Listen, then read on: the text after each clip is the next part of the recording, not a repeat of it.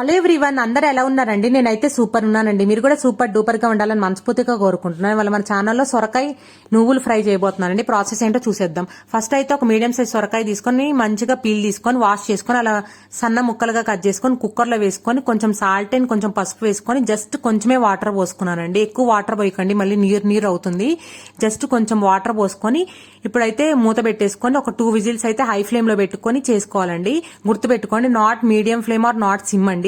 High flame లో పెట్టుకొని just ఒక 2 విజిల్స్ అయితే కరెక్ట్ గా సరిపోతాయి, కరెక్ట్ గా ఉడుకుతాయి. ఏ కుక్కర్ లో అయినా 2 విజిల్స్ చాలండి. ఓకేనా? 2 విజిల్స్ వచ్చిన తర్వాత అది పక్కన పెట్టేసుకొని ప్రెజర్ పోతుందండి. ఈ లోపు మనం ప్రెజర్ పోయే లోపు ఉడికే లోపే మనము కారం ప్రిపేర్ చేసుకుందాం. నువ్వుల కారం. ఈ నువ్వుల కారం ఏ రెసిపీలోకైనా చాలా చాలా టేస్ట్ బాగుంటుంది. ఇష్టం ఉన్న వాళ్ళు ఇట్లా ప్రిపేర్ చేసుకొని ఎక్కువ క్వాంటిటీలో స్టోర్ చేసుకోండి. ఏ ఫ్రైస్ లో అయినా వేసుకోవచ్చు. ఇప్పుడు మళ్ళీ స్టవ్ ఆన్ చేసుకొని పాన్ పెట్టుకొని ఒక 5 ఎండుమిర్చి అయితే వేసుకున్నానండి. ఎండుమిర్చి కొంచెం ఘాటుగా ఉన్నాయి, అందుకే కొంచెం నేను అయితే 5 వేసుకున్నాను. మీ టేస్ట్ కి తగ్గట్టు మీ కారానికి తగ్గట్టు మీరు యాడ్ చేసుకోండి. ఎండుమిర్చి కూడా కొంచెం అలా మంచిగా ఫ్రై చేసుకోవాలి. ఎండుమిర్చి కూడా మంచిగా ఫ్రై అయిన తర్వాత దాంట్లో ఒక 2 స్పూన్స్ అయితే నువ్వులు యాడ్ చేసుకున్నానండి. గుర్తుపెట్టుకోండి, హాఫ్ టీ స్పూన్ వేరు, స్పూన్ వేరు. నేనైతే 2 స్పూన్స్ వేసుకున్నాను, బిగ్ స్పూన్. 2 స్పూన్స్ వేసుకొని సిమ్ లో పెట్టుకొని ఫ్రై చేసుకోవాలి. కారానికి మొత్తం ఇట్లా ఫ్రై చేసుకుంటున్నానండి. ఎండుమిర్చి నువ్వులు మంచిగా ఫ్రై చేసుకుంటున్నాను. నువ్వులు కూడా కొంచెం మనకి కలర్ త్వరగానే చేంజ్ అవుతాయి కాబట్టి నువ్వులు కూడా మంచిగా చేంజ్ అయిన తర్వాత దాంట్లో 1 స్పూన్ జీలకర్ర అయితే యాడ్ చేసుకున్నానండి. జీలకర్ర మంచి టేస్ట్ ఇస్తుందండి. ఖచ్చితంగా జీలకర్ర అయితే యాడ్ చేసుకోండి, ఎక్కువ క్వాంటిటీలోనే మంచిగా ఉంటుంది టేస్ట్ అనేది. 1 స్పూన్ జీలకర్ర కూడా యాడ్ చేసుకొని మంచిగా ఫ్రై చేసుకోవాలి. జీలకర్ర కూడా మంచిగా ఫ్రై అయిన తర్వాత దీంట్లో యాక్చువల్ గా ప్రతిసారి కొన్ని రెసిపీస్ కి పొట్టు తీస్తాం కదండి వెల్లుల్లి అనేది. ఈ కారానికి వెల్లుల్లి పొట్టు తీయకుండా జస్ట్ పొట్టుతో పాటే వేయండి, టేస్ట్ బాగుంటుంది. ఎందుకంటే మనకి సొరకాయ అనేది మెత్తగా మగ్గుతుంది కదా. ఇట్లా పొట్టు తీయకుండా మనము కారం ప్రిపేర్ చేసుకుంటే బాగా తేమకి పడుతుంది కారం అనేది. మీరు పొట్టు తీసి వేసుకుంటే వెల్లుల్లి అనేది కొంచెం మెత్తగా అవుతుంది కదండి. అప్పుడు అక్కడక్కడ సొరకాయ ముక్కకి అక్కడక్కడ అతుక్కుంటా కొంచెం మంచిగా అనిపించదు. అలా పొట్టు తీయకుండానే వెల్లుల్లి అయితే వేసుకోండి. నేనైతే ఒక 7 వెల్లుల్లి వేసుకున్నాను ఆ క్వాంటిటీకి. వెల్లుల్లి మీకు ఎక్కువ నచ్చితే వెల్లుల్లి కూడా ఎక్కువ వేసుకోవచ్చు. టేస్ట్ అయితే చాలా చాలా బాగుంటుంది. ఇలా వెల్లుల్లి కూడా వేసిన తర్వాత కొంచెం అట్లా వేడికి అట్లా ఉంచాలండి. అప్పుడు ఆ వెల్లుల్లి పైన తొక్కు అనేది కొంచెం క్రిస్పీగా అవుతుంది. అప్పుడు మిక్సీ పట్టుకున్నప్పుడు బాగా మెత్తగా పడుతుంది మిక్సీ అనేది. అందుకోసమే అలా ఫ్రై చేసుకుంటున్నాను అక్కడ. ఎవరైతే ఆ నువ్వుల్లో వేసిన వెల్లుల్లి అయితే స్కిప్ చేయొద్దు ఇట్లా ఫ్రై చేయటం. ఇట్లా ఫ్రై చేస్తేనే మనకి మంచిగా వేగి మిక్సీలో బాగా పడుతుందండి. ఇది గుర్తుపెట్టుకోండి.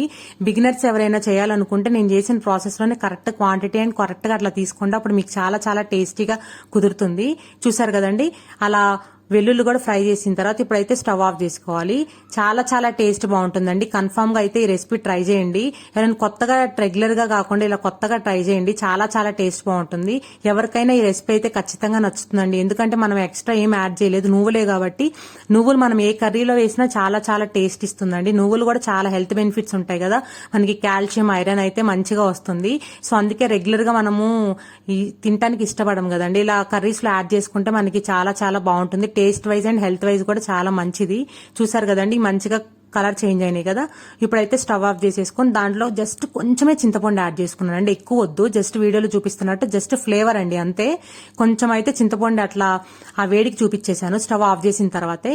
ఇప్పుడైతే పక్కన పెట్టుకొని కూల్ చేసుకుంటున్నానండి. కూల్ చేసేసుకొని మిక్సీ పట్టేసుకోవడమే అండి. చాలా ఈజీగా ఉంది కదా నువ్వుల కారం అనేది. ఈ నువ్వుల కారం కావాలనుకుంటే ఎక్కువ కూడా స్టోర్ చేసుకొని ఫ్రైస్ లో యాడ్ చేసుకోండి. చాలా చాలా టేస్టీగా ఉంటుంది.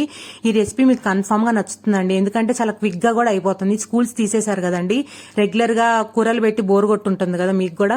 ఇలా ఫ్రైస్ చేసి పెట్టండి. చాలా తక్కువ ఆయిల్ కూడా పడుతుంది అండ్ చాలా హెల్దీ కూడా. పిల్లలు కూడా చాలా ఇష్టంగా తింటారు. కొత్త రెసిపీ లాగా అనిపిస్తుంది. ఈ రెసిపీ అయితే చాలా చాలా బాగుంటుందండి. మా పాపకైతే చాలా ఇష్టము ఈ సొరకాయ ఫ్రై అనేది. మా పాపకైతే వీక్ ఒక్కసారైనా దానికోసమైనా చేసి పెడతాను. ఉగ్గులో అలా కలిపి చాలా చాలా ఇష్టంగా తింటుంది. ఇప్పుడు మిక్సీ పట్టేసుకోవడమే అండి కారం అనేది. కావాలనుకుంటే అక్కడ కొంచెం మీరు కారం కూడా యాడ్ చేసుకోవచ్చు. ఎండు కారం అనేది, ఎండు కారం యాడ్ చేసుకుంటే కొంచెం కలర్ చేంజ్ అవుతుంది. అంటే కొంచెం రెడ్ కలర్ గా కావాలనుకున్న వాళ్ళు అక్కడ ఎండు కారం యాడ్ చేసుకోండి. అంటే గొడ్డు కారం అంటారు కదా. నాకైతే అది ఘాటు ఉన్నాయి కాబట్టి నేనైతే అక్కడ యాడ్ చేయలేదు. ఉప్పు కూడా యాడ్ చేయలేదండి, ఎందుకంటే మనకు సొరకాయ ముక్కల్లో యాడ్ చేసాం కాబట్టి. ఇప్పుడైతే స్టెయిన్ చేసేసుకున్నానండి. సొరకాయ ముక్కలు ఉడికిపోయినాయి, అసలు వాటర్ ఉండకూడదు. ఓకేనా? అట్లా స్టెయిన్ చేసేసుకొని పక్కన పెట్టేసుకొని మళ్ళీ స్టవ్ ఆన్ చేసుకొని పాన్ పెట్టుకున్నాను. ప్యాన్ పెట్టుకొని దాంట్లో ఒక 2 స్పూన్స్ అయితే ఆయిల్ వేసుకున్నానండి. ఆయిల్ హీట్ అయిన తర్వాత పోపు దినుసులు ఎండుమిర్చి అయితే వేసుకోవాలి. ప్రతి రెసిపీలో మనం పోపు దినుసులు ఎండుమిర్చి అంటాను కానీ రెసిపీలో ఏంటో చెప్పను కదండి, ఈ రెసిపీలో చెప్తున్నాను చూసేయండి. నేనైతే పచ్చిశనగపప్పు, పొట్టు మినపప్పు అయితే యాడ్ చేసుకున్నానండి. నల్ల పొట్టు మినపప్పు అంటారు కదా, దాంట్లో ఆవాలు యాడ్ చేస్తాను, ఎండుమిర్చి యాడ్ చేస్తాను, నేను జీలకర్ర యాడ్ చేస్తానండి. ప్రతి రెసిపీలో పోపు దినుసులు అంటే ఇవే ఉంటాయండి. ఇంకా ఓకేనా, గుర్తుపెట్టుకోండి. ఇప్పుడైతే పోపు దినుసులు వేసుకొని ఎండుమిర్చి వేసుకున్నాను కదండి. ఎండుమిర్చి కూడా వేసుకున్న తర్వాత దాంట్లో మంచిగా ఫ్రై చేసుకోవాలి. కొంచెం సిమ్ లో పెట్టుకొని ఇక్కడైతే ఫ్రై చేసుకోండి. అప్పుడు మనకి త్వరగా మాడకుండా ఉంటాయి తాలింపు అనేది. ఇలాంటి రెసిపీస్ కి, ఫ్రైస్ కి తాలింపు అనేది మాడిపోతే టేస్ట్ బాగుంటుందండి. ఇది ఎవరు స్కిప్ చేయొద్దు.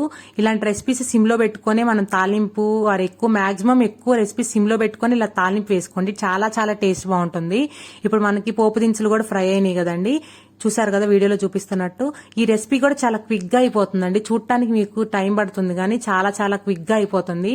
ఇప్పుడు పోపు దినుసులు కూడా ఫ్రై అయిన తర్వాత దాంట్లో ఫ్రెష్ గా అప్పుడే కోసుకొచ్చానండి మా చెట్టుది కరివేపాకు యాడ్ చేశాను. అండ్ దాంట్లోనే కొంచెం కొత్తిమీర అయితే యాడ్ చేసుకున్నాను. ఇక్కడ ఎవరు స్కిప్ చేయొద్దు. తాలింపు వేగిన తర్వాతే కొత్తిమీర అండ్ కరివేపాకు అయితే యాడ్ చేసుకోండి. అప్పుడు మనం యాడ్ చేయడం వల్ల ఆయిల్ కి మంచి ఫ్లేవర్ పడుతుందండి, కొత్తిమీర అండ్ కరివేపాకు ఫ్లేవర్. చూసారు కదా, అవి మంచిగా అలా ఫ్రై చేసిన తర్వాత పక్కనే స్ట్రెయిన్ చేసుకున్న సొరకాయ ముక్కలు అయితే యాడ్ చేసుకున్నాను.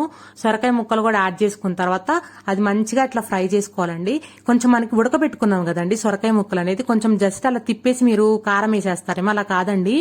జస్ట్ ఆ ఆయిల్లో బాగా ఫ్రై చేసుకోవాలి. బాగా ఫ్రై చేసుకుంటే మనకి సొరకాయ ముక్కలు అనేవి కలర్ చేంజ్ అవుతాయి. మీకు చూపిస్తాను లాస్ట్ లో. చూసారు కదా, ఇప్పుడైతే మనకి సొరకాయ ముక్కలు అలా నీరుగా అనిపిస్తుంది చూడండి.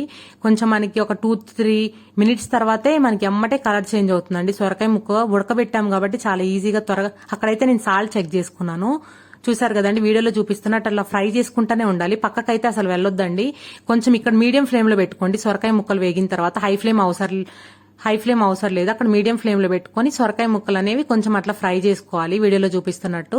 చూసారండి సొరకాయ ముక్కల్లోకి పైకి ఆయిల్ అంతా ఎట్లా వచ్చిందో, అట్లా ఆయిల్ అంతా బాగా ముక్కలకి బట్టి ముక్కలంతా ఒక కలర్ చేంజ్ అవుతాయండి. చూడండి వీడియోలో చాలా చాలా టేస్ట్ బాగుంటుందండి. నేనైతే ఇది ఒకసారి ట్రై చేశాను కొత్తగా. దీంట్లో కావాలనుకుంటే కొబ్బరి పొడి కూడా యాడ్ చేసుకోవచ్చు అండి. బట్ మనము సొరకాయ నువ్వుల ఫ్రై అన్నాం కాబట్టి నువ్వుల ఫ్లేవర్ ఎక్కువ ఉండాలి కాబట్టి నేనైతే కొబ్బరి పొడి యాడ్ చేయలేదు. కావాలనుకుంటే ఇష్టం ఉన్న వాళ్ళు కొబ్బరి పొడి కూడా యాడ్ చేసుకోవచ్చు. ఎండు కొబ్బరి అయినా యాడ్ చేసుకోవచ్చు, పచ్చి కొబ్బరి అయినా యాడ్ చేసుకోవచ్చు అండి.